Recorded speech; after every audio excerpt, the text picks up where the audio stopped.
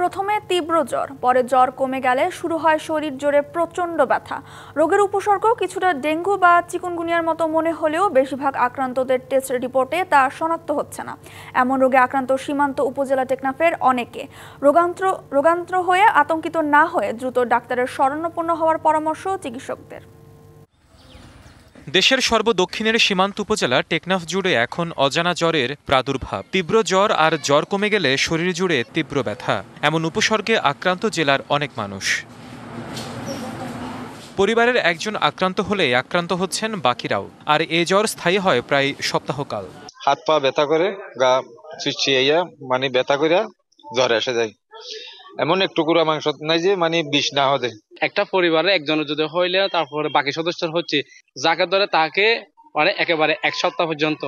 এটা কি ধরনের মানে রোগ সেটা এখনো পর্যন্ত বাড়ি কেউ বলতে পারতেছে না। ডাক্তাররা এখন প্যারাসিটামল, জিঙ্ক সালফেট এবং ভিটামিন সি দিয়েই বিশেষ করে চিকিৎসা দিচ্ছে। মাঠের অলরাউন্ডার আমি, আর ঘরের অলরাউন্ডার টাইলক্স।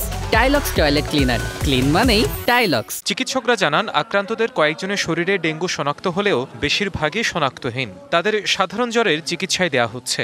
টেস্ট করে আমরা যেটা পাইছি এর মধ্যে কিছু ডেঙ্গু পজিটিভ পাইছি, ঠিক আছে। এর মধ্যে সিভিয়ার কোনোটাই হয় নাই।